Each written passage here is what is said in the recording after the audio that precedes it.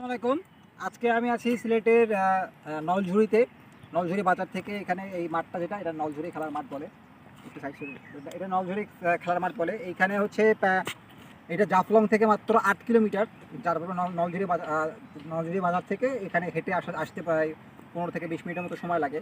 তো এইটা বর্তমানে সবথেকে আকর্ষণীয় একটি খেলার মাঠ বাংলাদেশের মধ্যে। এই ক্লাবটা এই মাঠটা বর্তমানে নলঝুরি ক্লাব চালাচ্ছে। এইটা আগে বিএসএফ দখল করেছিল, কিন্তু পরে 2024-এ গণঅভ্যুত্থানের পরে বাংলাদেশ এইটা পুনরুদ্ধার করে এই মাঠটা। তো এখন এখানে দূর দূরান্ত থেকে অনেকে খেলার জন্য আসে। তো খেলার শিডিউলটা নলঝুরি ক্রিকেট ক্লাব এটা তারা নিয়ন্ত্রণ করে মাঠটা। আর এখানে দেখতে পাচ্ছেন আপনারা, ওই যে জুম করে ওই যে ওই সাইডে দেখতে পাচ্ছেন, ওইখানে কিন্তু একটা ঝর্ণা, এখানে একটা ঝর্ণা, একটা মানে অসাধারণ একটা সুন্দর একটা খেলার মাঠ এখানে। আর এই সাইডে দেখতে পাচ্ছেন চারদিকে পাহাড়, আর এই সাইড থেকে কিন্তু ভারত ইন্ডিয়া শুরু আর কি। এখান থেকে এই যে নিচে পাহাড়ের যে পাদদেশ, এই যে গাছগুলো দেখতে পাচ্ছেন, এখান থেকে ইন্ডিয়া শুরু, ভারতের সীমানা এগুলো। আর এই যে এই সাইড থেকে, এই নদীর এই পার থেকে তো ইন্ডিয়া, তাই না? নদীর এই পাশেই পাহাড়ের পাদদেশ থেকে ইন্ডিয়া শুরু। এই সাইডে দেখতে পাচ্ছেন না, এই সাইডে কিন্তু কোনো পাহাড় নেই, এই সাইডে কিন্তু পুরোটা বাংলাদেশ।